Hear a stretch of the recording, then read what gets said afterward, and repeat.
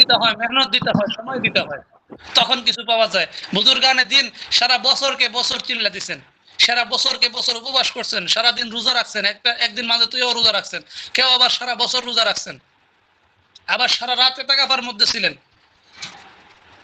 এই যে আমি যে আমল যেটা দিব, এই আমল বুজুর্গানে দিন এমন ভাবে এই আমলটা করছেন, 21 দিন একটা না এতেকাফের মধ্যে ছিলেন, বাইরের সূর্যও দেখেন নাই, বাহিরের সূর্য পর্যন্ত দেখেন নাই, অন্ধকার রুমের ভিতরে আমলের সময় আমল, এই আমলটা শুধু 5 ওয়াক্ত নামাজের পরে করা লাগে, 5 ওয়াক্ত নামাজের পরে একটু সময় লাগে আমলটা, আর বাকি যত সময় আছে তিলাওয়াত এবং দুরুদ, এই একটা রুমের ভিতরে, বাইরে না।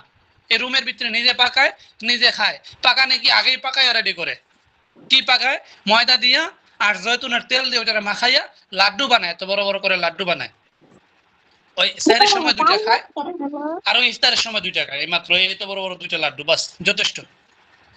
এরকম আমল করছেন, আর এখন বলতেছে যে 40 দিনের আমল, তো এগুলো এত লম্বা আমল মানুষ করে না, তুমি কিছুই করতে পারবে না।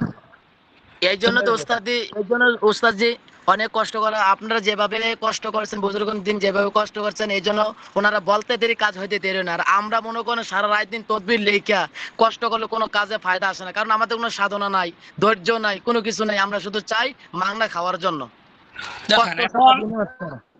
আচ্ছা, এখন আমরা তো সহজে পাইতেছি, আমরা তো সহজে পাইতেছি, পরে বলবেন আমরা তো সহজে পাইতেছি, কেন সহজে পাইতেছি?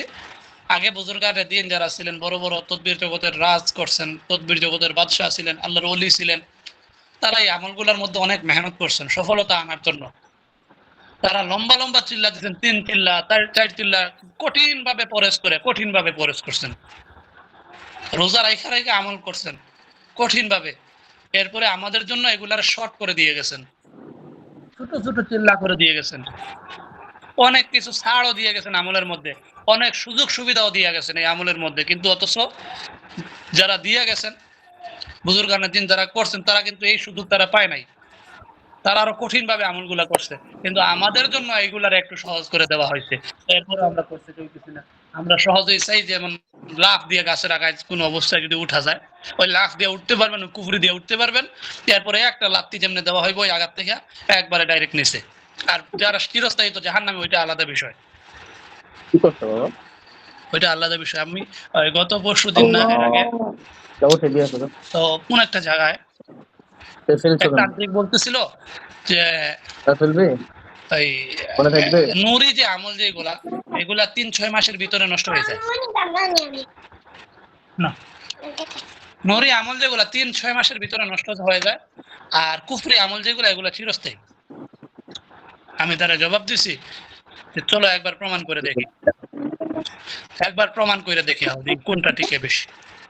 আমি বলছি তোমার যে কুফরি আমল 40 দিনের পরে নষ্ট হয়ে যাবে, আর এই নুরি আমল যেটা তদবির যেটা, আচ্ছা তোমার কুফরি আমল এটা হয়ে যাবে সাথে সাথে, হয়তো 2-1 দিনের ভিতরেই হয়ে যাবে, কিন্তু শেষ হয়ে যাবে 40 দিনের ভিতরে।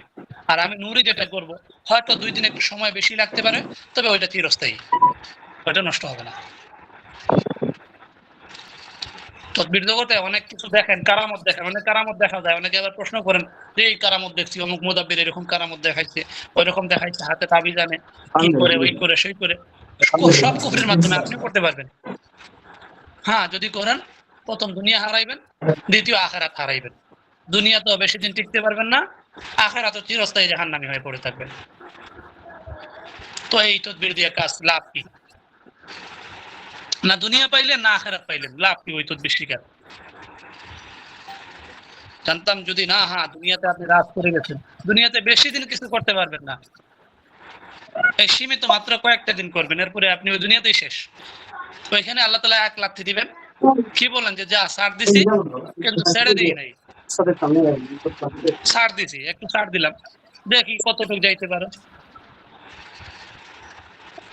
দেখি কতটুকু যাইতে পারো। জান্নাত তো বানাইছিল আল্লাহ, ছাড় দিছিল, জান্নাত বানাইছে, ঢুকতে দিছিল আল্লাহ, দেয় নাই, শেষ। ছাড় দিছি, ছেড়ে দেই না, জান্নাতে ঢুকতে দিব না। বানাইছস ঠিক, অনেক মেহনত করছস, আমি ছাড় দিয়ে দিছিলাম, চাইছিলাম দেখি কি করস, কতটুকু যাইতে পারস, দেখলাম তোর দেওয়া কতটুকু, শেষ, সময় শেষ। এক টান দিছেন, নিয়ে আসছে। আমরা তো ভাগ্যবান, আলহামদুলিল্লাহ, আল্লাহ শুকরিয়া, আল্লাহর মেহেরবানি, আমরা তদবির করতেছি, আমাদের অনেক রকমের ফায়দা। আমরা দুনিয়াও পাইতেছি, আখিরাতও পাইতেছি, কিছু আমরা হাদিয়াও পাইতেছি, মানুষের সেবাও করতেছি, একটা সওয়াব পাইতেছি। উম্মতের সেবা, উম্মতে মুহাম্মদের সেবা করা, মানুষের সেবা করা বড় ইবাদত, ইবাদতে কাবীরা, বড় ইবাদত। এরপরে আমরা অসংখ্য আয়াত পড়ি, একটুটা পানি পড়তেও আয়াত পড়ি, তেল পড়তেও আয়াত পড়ি, রুগীরে ঝাড়ফুঁক করতেও আয়াত পড়ি, অসংখ্য আয়াত পড়ি। মিলে দেখবেন প্রতিদিন আপনি কতটা হরফ করতেছেন, একটু হিসাব করে দেখেন প্রতিদিন কতটা হরফ করতেছেন। একটা রুগী দেখলে দেখবেন, আপনি হিসাব করে দেখবেন কমপক্ষে 200-300-500 উপরে আয়াত আপনি হরফ পড়ে গেছেন। এখন 200-400-500 হরফ পড়লে প্রতিটা হরফে আপনি 10টা করে নাকি পাইলেন। এটাই সবথেকে বড় সৌভাগ্য যে রুগীও সুস্থ হইলো, সওয়াবও মোটামুটি একবার পেয়ে গেছে। এটাই আমাদের সৌভাগ্য। আল্লাহ আমাদের সবাইকে কবুল করো। আমিন।